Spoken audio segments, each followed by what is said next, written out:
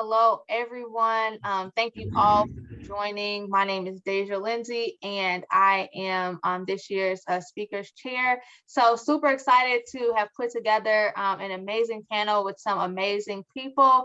And as mentioned before, we will have a couple of other people who will be facilitating this panel on entrepreneurship. So hopefully everybody was able to attend the opening keynote session or even some of our workshops that we had before.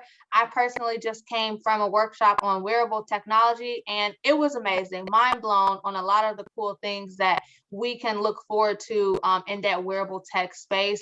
So of course, this year's BDPA conference is completely virtual, which means you will be able to get a lot of good information from the comfort of your home or wherever you are, so definitely make sure that after this or with this panel, you listen, you take notes, you ask questions. Like I said, we have some phenomenal panelists, and then you also prepare to hear what else we have. We have some more sessions today, and then of course some sessions tomorrow and Saturday. So with that being said, Doris and Kelsey, are you guys able to take over? You should just come off video. I can get us going. Okay. George is going to figure out his background. Thank you all for your patience. Thank you, Deja, for picking that up. Looks like my background's working. We will go ahead and similarly go through one microphone. If everyone can hear me. Yes, I can. Yes, I can as well. Hello. You just went on mute. Oh yeah, sorry. Okay. I know what to do. Here we go. I have to keep on the mic for everybody. Is yours on? Yep. Okay. And take two. Welcome everyone to the entrepreneurship panel. We have some awesome featured entrepreneurs, and I won't hold up any more time. I'm going to give everyone a brief introduction and would welcome you to add more. We are very excited to hear who we have on our panel today. We have Ryan Keith Harding, and he is the CEO and president of Ryan Consulting Group. Ryan was founded in 2001, headquartered in Indianapolis. Ryan is a minority-owned IT services company. Welcome. We have Alana Ward Robinson, who founded the Robinson Group Consulting in 2004. Management consulting firm specializing in interim CIO leadership, enterprise level technology assessments, strategy and implementation of digital solutions that leverage technology as a platform for innovation, data-driven decision-making, and building capacity for growth. We have Stan Saint-Fleur. He brings 15 years of leadership and experience, helping Fortune 100 companies implement digital transformation programs designed to help streamline operations, monetize data, and innovate their customers and workforce experiences. In 2019, Stan launched No Status Quo Inc. with the purpose to help small to mid-sized organizations harness the power of digital to modernize themselves and be more competitive, resilient, and agile. We have Lamont Hatcher with us today. He is joining us as the CEO of AIS. He's an experienced entrepreneur with a demonstrated history of working in the information technology and services industry. And we have Doris Steens. He is joining us as the CEO of Aisha. He's a hybrid UI developer and UX designer and is passionate about creating user experiences that enhance the way people work, communicate, and interact. Aisha is currently building culturally inclusive natural language processing data sets. So without further ado, welcome everyone. I would encourage you, we are going to hear a lot of exciting things about your experiences as well as your companies.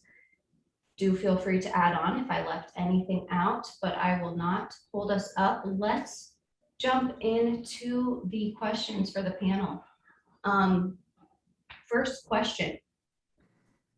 What has been the biggest lesson learned on your journey thus far? Let's get started with Stan. You're right in the center. I'm going to go ahead and direct that your way. All right, fantastic. Well, thank you all for joining and being a part of this. So from my standpoint, in terms of the biggest lesson learned on this journey so far is the importance of exposing yourself to individuals that are not just positive, but that challenge you and challenge you in a real way, in an honest way, and will not just basically tell you what you want to hear, but it's really important to have that sort of critical voice, loving voice, but critical nonetheless, to help kind of push you forward. And then the other lesson that I'll kind of tack onto that is health is wealth. It's an age-old kind of saying, a little bit corny, but it's very true. If you're not taking care of yourself, there's not a whole lot more you can do beyond that if you don't have your health to kind of power you through. That's a beautiful answer, very relevant to the current state of the world right now. Probably hit so close to home for more people than the Dean's family right now. Alana, would you care to give us your input there? Yeah, the fact is there are lessons and you never stop learning. And I think in our 16-year entrepreneurial journey, when I say our, my husband and I founded our company together. And in our 16-year journey, we have learned to never look in our rearview mirror, to keep pressing forward. We've tried things that worked, tried things that didn't work, but we stayed true to our commitment that we believed in ourselves and in our faith, and that we would continue to make progress and we wouldn't have to backtrack. So we've just stayed focused on moving forward. Brilliant. Thank you for that. Does anyone else want to weigh in on that? Sure. I'm Keith Harding. I think the biggest lesson learned, and I tell people, especially as a minority business owner, access to capital is real, or should I say lack of access to capital. So when you have some level of success, sometimes we tend to want to reward ourselves as soon as we see some level of success. It is essential that you put that money away, because you're going to find out that the financial institutions are not your friends, and that when the tough times come, you're going to need those reserve funds to pull yourself through and keep you going. Lack of capital is very real. Companies will tell you that they have not traditionally done business with minority-owned companies, and they're trying to get better at it. So just understand that as you go in, you have to manage your funds wisely and pay your taxes quarterly. I'll jump in here after Keith. Thanks everybody first for joining. But my lesson is stay prepared. Prepare to win, prepare to fail. You know, you have to be prepared for some things to go your way and others won't. Prepare for each meeting, whether it's a small customer or a larger one. And lastly, learn as much as you can from each individual interaction, because you'll always take something away if you're looking for something. Yes, sir. Wonderful.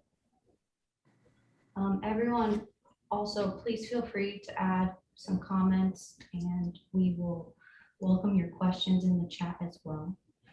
Let's jump into another question. How has the tides of the pandemic impacted your approach to entrepreneurship?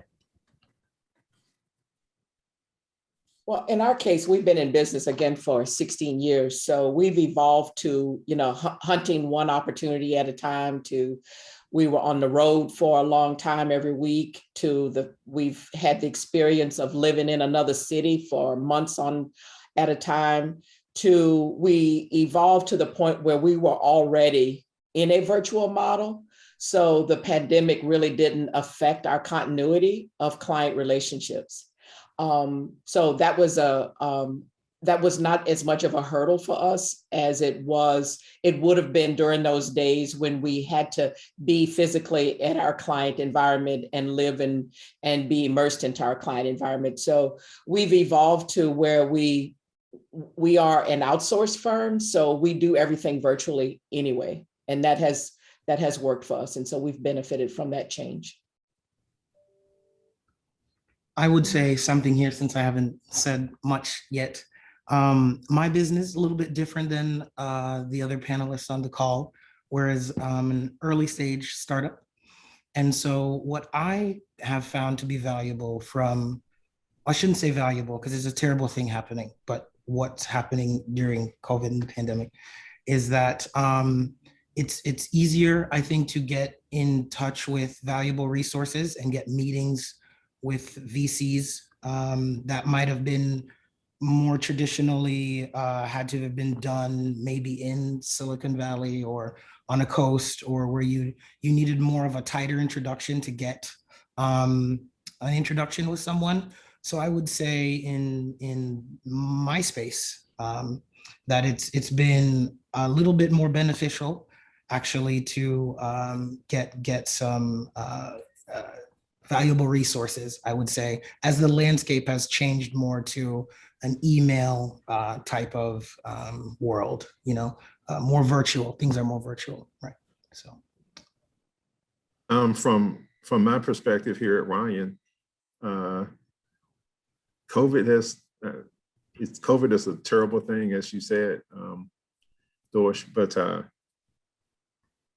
it's given us the ability to recruit around the country, because a lot of people are now allowing people to work from home. So before, when we got a job opening in Indianapolis, the person typically had to report to a job site in Indianapolis. Now we get a job opening in Indianapolis, that person can work in Connecticut, that person can work in Alaska. So there has been some benefits from COVID as to how we approach the business.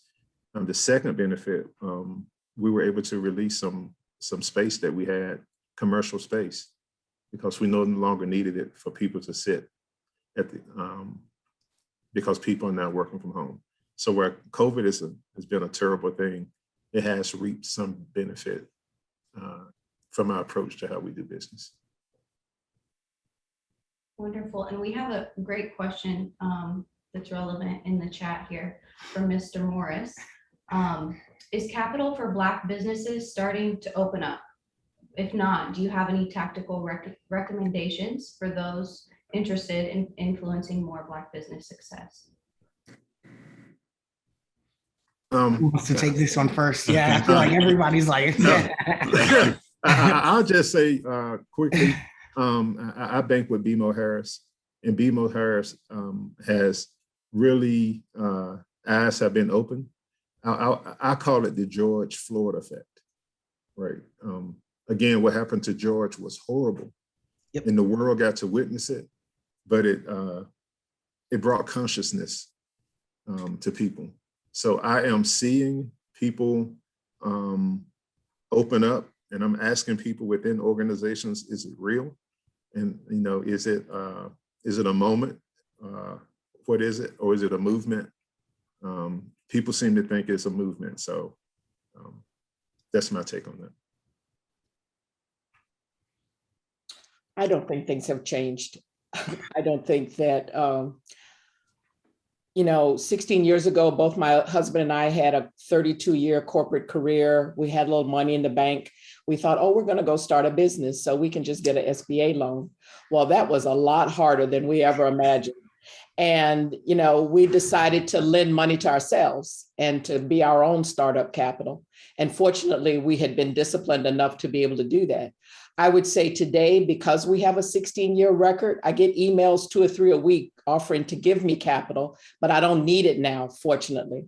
So I think the hurdle to be seen as a viable candidate for capital is still an issue for Black businesses.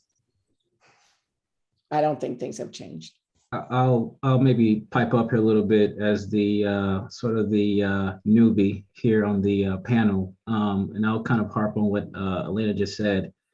I would agree wholeheartedly with what she's called out. I mean, there's a lot of great lip service out there, but it's one of those things where if it's a passion of yours and it kind of boils down to figuring a way through it or around it.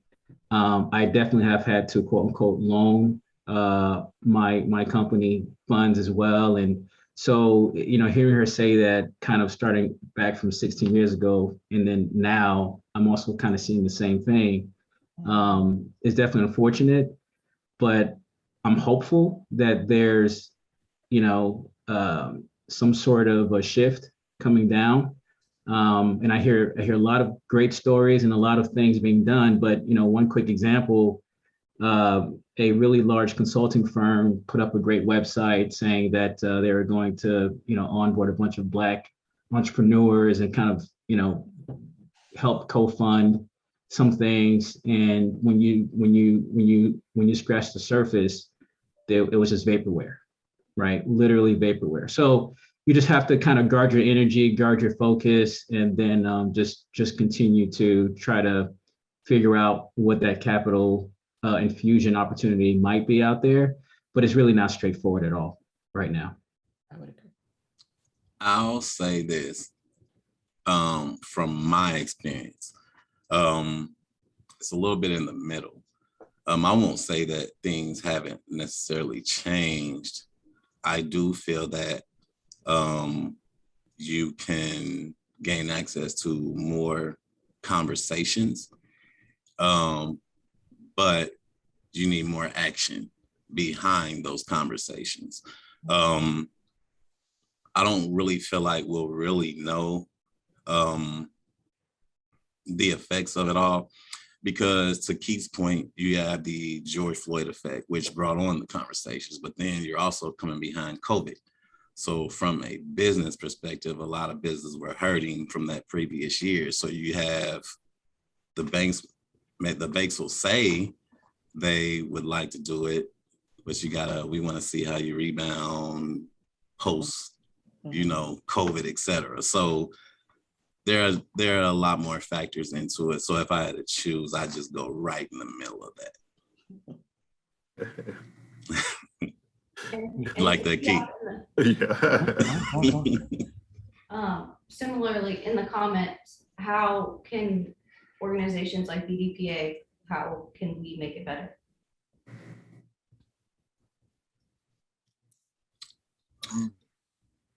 Well, I think BDPA has a lot of relationships. They've been around a long, long time. And I think they need to have some deeper conversations, not just with CIOs, but with banks, and extend those relationships beyond the CIO, the technology area, and maybe perhaps put some focus into the financial side. Okay. I think BDPA can continue to showcase the talent and put the talent on a platform where the talent is obvious and visible to those who do have capital, so that oftentimes we hear that, they can't find any, we don't find it, we don't know who's the right one to fit our deal. And I think that there is a great deal of talent within the organization, within reach of the organization.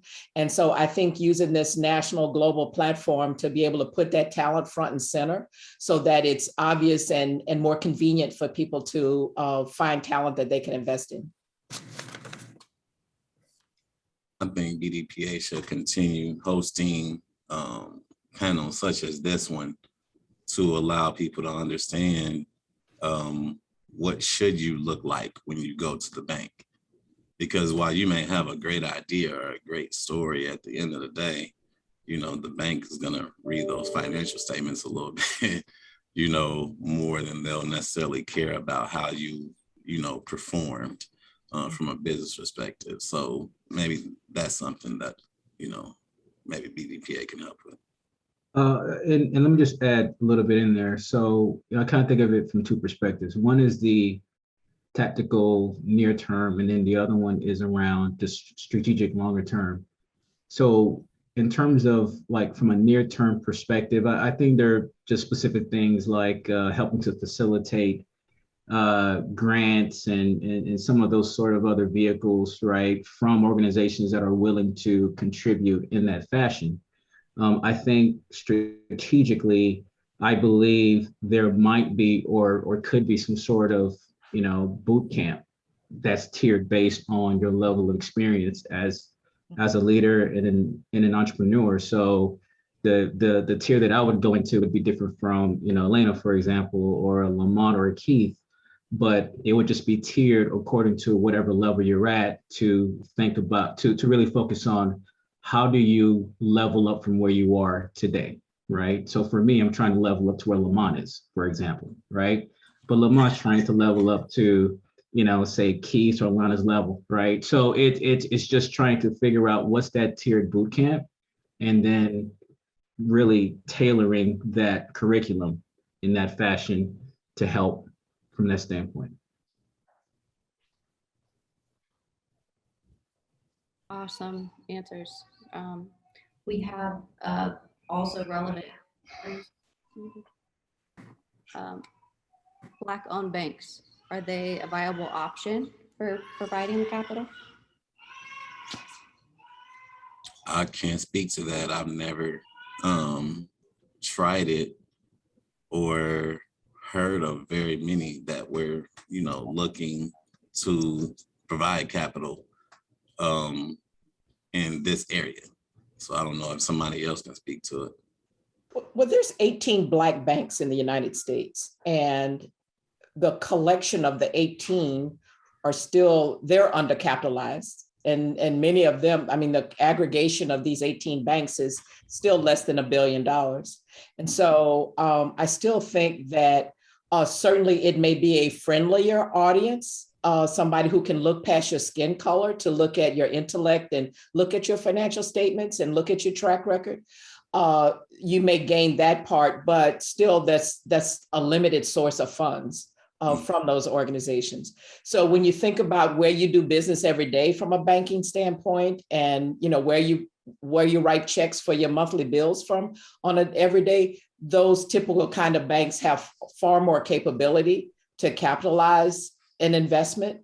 But perhaps then you got to go through the hurdles of, I'm Black, I'm female, I'm old, I'm just starting out, and I have this idea that I'd like somebody to invest in. So it's not hopeless. I'm a little cynical, maybe because of how old I am, but I just think that navigating the world that Keith said around finding capital, if you're not in a position to invest in yourself or have friends and family who can invest in you, then the hurdle is far more challenging, and it's way beyond your capability and your intellect and your great idea. But it is a challenge to overcome and to be in play with. And I guess I would say last thing, I see quotes like we're over mentored and under funded. Mm-hmm. And I think there was something like $1 trillion, raised last year in the VC world, and less than 1% of that went to Black businesses, mm-hmm. right? So when you think about it, organizations like BDPA need access to capital where maybe they could push accelerators, right? And identify top talent. You're following kids from high school all the way through college. You know who they really are. It's not someone pitching to you for 30 minutes and saying, give me $500,000, which, we know some folks who will come up with a business on Thursday and Monday have that funding, right? Yeah. And so I feel like organizations like BDPI, it's all great if lip service is coming our way, but really, I think this is where organizations could step up, hand over some investment dollars and say, hey, an organization that's been around for this long and is this well established, how about you guys, take the initiative to invest in ideas where traditional financial institutions don't see the value until the value is already there. I.e., you can see this with, anything with culture, TikTok, anything. So it's just something I'm thinking. Institutions like this need investment dollars. Because if we're not getting access to the capital, it's just the same old, like you said, lip service.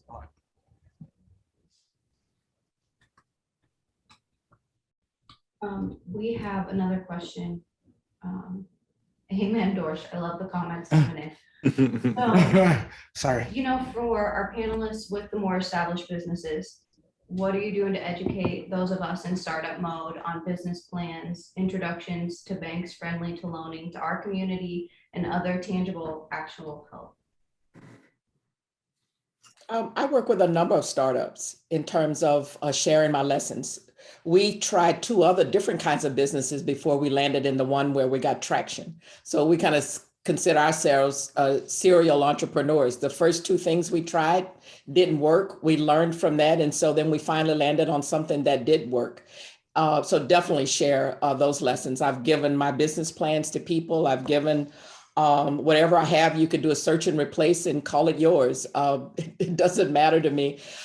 In terms of positioning, introducing people to loans, there's also a reality of when you take money from other people, you have to understand that that's not free money. And so then you have to understand if you're ready psychologically, intellectually, to take money from person X, bank X, and then now you've got a different boss. And so none of that's free. And so you have to decide what you're willing to do for that. My son just created a private equity company, and his focus is Black founders. He's not necessarily tech oriented, but he's looking to infuse capital into Black entrepreneurial ventures to help them to scale and grow. He's unapologetic about what his intent is, but very focused on that thing. So I see myself doing that in multiple layers, not only through my husband and my efforts, but also through our sons. So for me, couple of things, and this is not being braggadocious or whatever. I've loaned money to startups, right? Two companies. They're both, one is a $5 million company now, one is a $10 million company. And I didn't do it to hold my thumb on them. I loaned it to them because that's what we need to do for each other, right? We keep talking about these other majority-owned institutions that are not doing anything for us. We got to take the little bit we have and help each other. That's the first thing I do. The second thing I do is I tell my bank about themselves. When I go to meetings, I do too. I said, I don't see any Black representation in here. What's going on? So they told me, well, Keith, maybe you should bring somebody. So guess what? I bring them Black businesses. And then I follow up and say, you know, are you working with them? Why aren't you working with them? Did you get them a path to access the capital, or did you just tell them no? So in addition to just, you know, taking on and helping our own people, which we must do, hold these people feet to the fire to say they're going to do something. Take other Black businesses to them, to their doorstep, and then let them explain to you why they told them no when you know that they're a good company. So that's what I do. Can I just add just a quick point, just to build on what Alana and Keith just called out? So as the newer business on the panel, I was offered capital a couple of years ago when I was first starting out to the tune of, let's call it $250K, $300K. I had to turn it down. Why? Because I had the wherewithal to understand that the deal was predatory, right? So there's multiple layers to this where, okay, fine, you can't get the capital, but then when you do get that proposition, being able to kind of read it and then be able to understand that, okay, this is a very predatory loan. So I'm right back to working for someone else in a capacity that's not fulfilling to me and pulls me out of my passion entirely, right? So you just have to also be aware of that as well.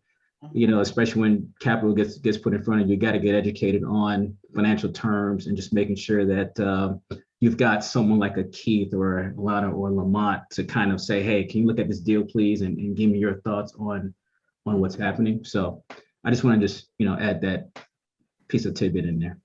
That's true. Not all money is good money. Exactly. I'll jump in and say this. What I try to do is follow in the path of what was done for me. It's been other owners like Keith or Danny Portier that have taken me to the side and given me the opportunity to, you know, let me know that if I ever needed investments or ever needed, you know, capital, you know, they'd be there for me. But also even more important than capital was being honest with me and telling me when I need to change my business model, you know, or something, you know, here's something that you need to do, you know, rethink that, you know, to make sure that, you know, I'm doing everything I can inside of my business, even before I even consider a capital injection. To me, that's more important than capital. Absolutely. I worked with a young lady just this morning who is got, you know, multiple degrees from Ivy League schools, and she's wonderful personality and she's talented as all get out, but she is not ready to be an entrepreneur. And she is not ready. And I mean, the hustle and the grit that comes with being an entrepreneur is not for the faint of heart. And it's different than how smart I am, right, or how brilliant I think I am. But there's a lot of other lenses that you have to look through to say, is a person ready to be an entrepreneur?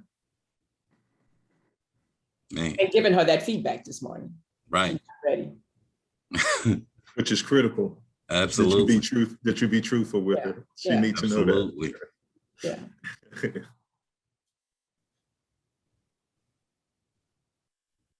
Yeah. And it's not a reflection of her intellect, you know. Right. It's she's just not ready. So what would you say are some of the key characteristics that make someone ready to step in entrepreneurship? We have a question here. Someone who says, I don't have the time, the money to start my own business. And then we have folks who do have all of the grit. What is the definition of success there? I need you to explain that just a little bit further for me. So let's start with this. What do we say to anyone that's possibly saying, I don't have the time or the money to start my own business? That's a question that we have here. If you don't have time, don't even start. Don't do it. Yeah. You're done. It's over. It's over. But so here's the thing. You'll never have time, right? Life is life. You're in school, whatever, like, you know, you will never have the time. I think it boils down to, does it align with your passion? And then can that passion power you through the bumpy moments, the hard moments, right? The lonely moments, and figuring out, you know, one of the things that I had to learn to do is be balanced, and I had to learn to be my biggest critic, but also my biggest fan. Because there are a lot of decisions that you have to make that is gut wrenching, and you're impacting other people in your life when you make those decisions, right? So yeah, you will never have enough time, you'll never have enough money, you'll never have enough this, never have enough that, right? So it's about tapping on the inside to figure out, are you willing to go the extra mile to break through that barrier? Because that's what it is. If you can think of one reason why you shouldn't do it, don't do it. So it's just that simple. Yes. Fortitude is actually almost more critical than intellect. It's the belief in yourself and belief in what you're trying to do, and to work, you know, dodge the alligators and just keep moving forward. And have the means to be able to do that. And every win matters, whether it's a small win or a big win, every win matters. Your smallest win can turn out to be your biggest customer. Absolutely. Absolutely. So for the many people that have taken this very unique time in history and been inspired to do something they're passionate about and pursue entrepreneurship, there's a lot of folks. What would some of your advice be to stay focused, stay successful, get through these hurdles? I'd say, I'll jump in on that one. I say just if you do something you're passionate about, this is my personal understanding of how the universe works and how everything's worked out in my life. Or if you do something you're passionate about, everything else will, because like you guys said, all the hard times that come, all the good times, all of that kind of sits in its own bucket of life. But at the end of the day, it comes back down to the crux of why you're doing what you're doing, right? And if you can't, be honest with yourself about, would I do this for free? It's like a question people ask you, would you do this if you weren't getting paid? If you can honestly say yes, then there's no amount of money in the world. My son says infinite, right? Your possibilities are infinite if you would do what you love doing for free. So that's kind of my thing to anybody that is thinking about doing something, right? If you live and breathe it, it will live and breathe you, right? So I would say that a little differently, Darsh. I worked for 18 years at IBM, and in most cases, I worked 24/7, and and that allowed me to have advancement. And I would say my first 5 years as an entrepreneur, I made more in those 5 years than I made in those 18 years I worked for IBM. Okay. So the work ethic is the work ethic, and it's about, am I willing to work for myself and for the things that I think are important? Or am I willing to put in that same amount of time and work for somebody else and get a paycheck? So go ahead. No, no, I was gonna say I had the exact opposite experience. That first 2 or 3 years, I was struggling over there. yes, tell it. But I saw the end. So that's my advice that I would give. Make sure you see the end. If it's to have a quote unquote lifestyle business, and maybe you're making $500,000 or $1 million a year, and that's as far as I want to go, try to get there. If it's to, 20, 30, $50 million company, make sure you see that, because you need to be making decisions as early as possible based on that objective. Yeah. So whatever that calls for, if you want to have a lifestyle business, might not necessarily need to work 24 hours a day, but when you understand that there are a lot more things at stake, you're going to be willing to go further than somebody else. So see the end as quickly as possible.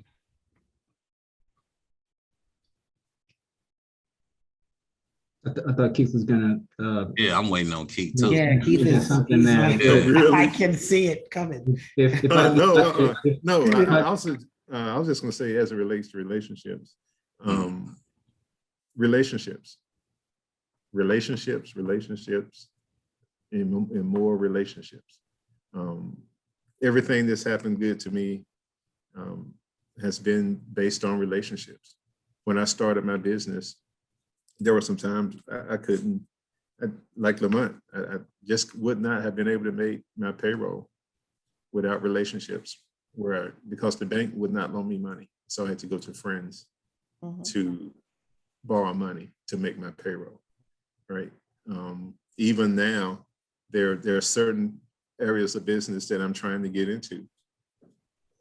I'm only getting there because of relationships. Absolutely. And some of these relationships are 20 years old, and they're just bearing fruit now for my company, right? So just be extremely careful about what you say and who you say it in front of, because the word of mouth is a bad thing. It can be very good for you, or it can hurt you tremendously. So focus on your relationships. I went to a trade show this week in manufacturing. I'm in the IT business. I got some really good relationships out of it. So just focus on relationships would be my thing. If I could, jump in there as well. The one thing I'll say is always be thinking about how to reframe your perspective. So for example, going into corporate America and working in corporate America is not a bad thing, right? But if you're limited in just thinking that that's all there is, then it could be a bad thing. But if you look at it as, so for me, I just finished my MBA program like a year and a half ago. I looked at being in corporate America as my original MBA program before I went to the formal MBA program, right? So I learned a tremendous amount of skills, built tremendous amounts of relationships, right, through my corporate America experience. So I always looked at it as a type of school to help me learn, train, make mistakes in, and then branch out on my own. And then I'm smarter going into certain situations because of my experience having been in corporate America. So I would just challenge everyone not to look at corporate America or the entrepreneurial route as a black and white kind of dynamic, but think of it as how to kind of, use the corporate America aspect as a type of school to help you prepare for and build up your capacity to be a leader in a entrepreneurial facet. And I want to get this in. I was talking about relationships. Right now, the relationship that's most critical to my business is a relationship that started at BDPA 16 years ago. BDPA. I just wanted to let you know that you are within an environment that can pay off for you. I saw someone had a note here that says relationships are like currency. If you don't invest in them, they won't grow. 16-year relationship is now one of the most critical relationships I have in my company. And it is a BDPA grown and nurtured relationship. So I just wanted to say that. I say mine is exactly the same. I know exactly where you're at, Keith, and mine is about 10, maybe 11 years old, BDPA. So absolutely. Yeah, I can say BDPA definitely changed my life as well. So I'm right there with you guys. And to piggyback off what Stan said, for anyone out there thinking about this, entrepreneurship journey, check out the book Rich Dad Poor Dad by Robert Kiyosaki. And he talks about that actually taking jobs throughout his career to learn things that he didn't know. So sometimes jobs are learning experiences and to get you to your end, like Lamont said, if you know your end, right? Sometimes the corporate America experience is a route you can take to help you get to that end and gain skills that you don't have or couldn't gain on your own, right? So I think that's absolutely true. I mean, my library of experiences came from my corporate experiences, and then as an entrepreneur, our very first consulting assignment was with a man who was my mentor in the corporate environment. And, I started off, it's going to be a week assignment. It ended up being 2 years. And then that poised us to have other consulting assignments. So, it is not an either or in terms of corporate. I mean, when we came out of college in 72, going to corporate was what you needed to do. Hell, we didn't have $10. So being an entrepreneur was unthinkable, right? So, but what we did learn and the relationships that we built, almost every engagement we've had as a consulting firm has been with somebody that I had a prior relationship with, who already knew us. They knew our integrity. They knew our ability to get the job done. And so we didn't have to convince them and they didn't view it as taking a risk with giving us the consulting opportunity. And then that led organically into other opportunities.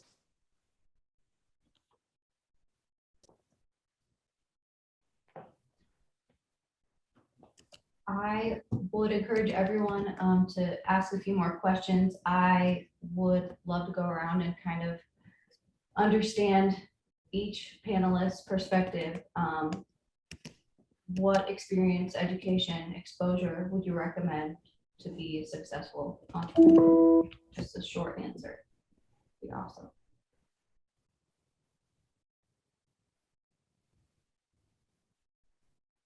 Dorsch, take it away. I can pick on you. Say it again. Each panelist, Yeah. to summarize, what does it take to be successful? Just a I hate to keep quoting all these books, but there's a book out there called Grit. I think it's by Devin Duckworth, something. I'm not good with the authors, but I read the books, I promise you. I think like what I was saying earlier, like passion, I'm a very passionate person. Motivation only comes from things I'm passionate about. So my personal intake is that anything I've been successful at is something that I'm willing to go further than most people are willing to go or would think is a far place to go. But to me, it's a natural direction to go just because I love it so much, right? So what might look to others like a high mountain to climb is an exciting time for me. So I would say the thing that I would tell folks, just be passionate about what you're doing, and it will help you through those tough times because they're guaranteed to come. No business runs smoothly. Every train comes off the tracks. Everything needs maintenance. So that's my output. Love what you do. It will love you back. My short answer is do your business with uncompromising integrity. You can't waver on your integrity ever. Even if you take a deal and you didn't do your research and you come up on the short end, you got to carry that deal through. You cannot walk away. Integrity is critical. So that would be my short answer. I would say, especially in the tech field, where we tend to be, and I say we, I include myself in this, tend to be very intellectual. There's a reality about managing cash that is also a critical skill required of an entrepreneur that wants to create a sustainable model where you can survive a vendor taking 90 days to pay you. And in those 90 days, you can still pay the people who work with you. Okay, so you've got to be able to understand cash flow, not just how much I sold a deal for, but how much cash do I have? And can I pay for the lights to be on? And can I pay for the people who did the work? So that consciousness about money coming in and money going out, in addition to my intellectual passion of what I'm creating, is something that you've got to have a balance with. I would say any sort of leadership classes, any sort of education on different leadership styles that you can take and add to your own, public speaking for situations like this, and any sort of business administrations, to Alana's point, on how to run your business in the most efficient way possible. Because it's really easy. We're entrepreneurs, so we're all big picture. So we'll go just run around and do it all, but you still have to figure out how to, when you bring the money back, how to, like our point, pay everybody and keep the lights on too. So that's definitely, those are things I throw out there.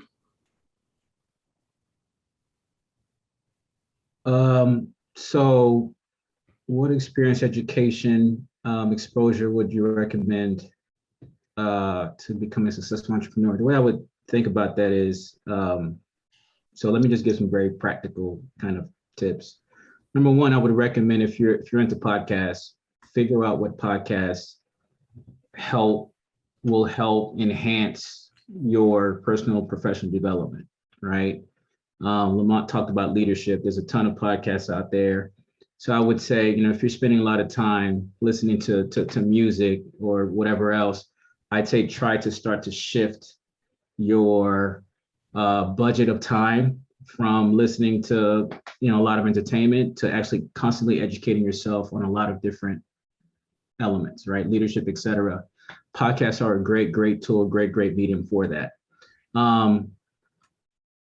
So I'm going to say this, I don't want anyone to take this the wrong way, but learn how to, from an entrepreneurial standpoint, you've got to learn how to fire people in the most gracious, respectable way possible. Be quick about it and be very mindful of all the different elements that goes into that process, right? So I kind of hate to bring it to that point, but it's a very realistic thing, especially when your money's on the line. and your reputation's on the line, and the entire deal's on the line, you've got to be very, very diligent about managing that whole people process. And I think it ties back to what Lamont was saying relative to leadership skills. Part of that is having those difficult conversations and kind of knowing when they need to come, around as well. And then I'd say just continue exposing yourself to individuals that challenge your own thinking, challenge your own position and perspectives. I just can't say that enough. You just have to have those folks in your life that's going to give you the hard truths that you won't feel good about in the moment, but at the end of the day, like any good medicine, doesn't necessarily taste great going down, but at the end of the day, it's going to help you just be better overall, right? Be more healthy in terms of how you're approaching opportunities as well as challenges. I think there's some good stuff, Stan. And actually, terming people is not, it's a hard thing. Doris, you talked about books. I read a book called Traction, but I can't think of the author's name either. But in that book, they talk about when you're terminating people, the 36 hours before you do it and the 36 hours after you do it brings on a lot of stress for people. And I can tell you, when I was doing it myself, that time before you do the termination is very stressful, but you can't keep kicking the can down the road because of your stress, especially if you are a small business.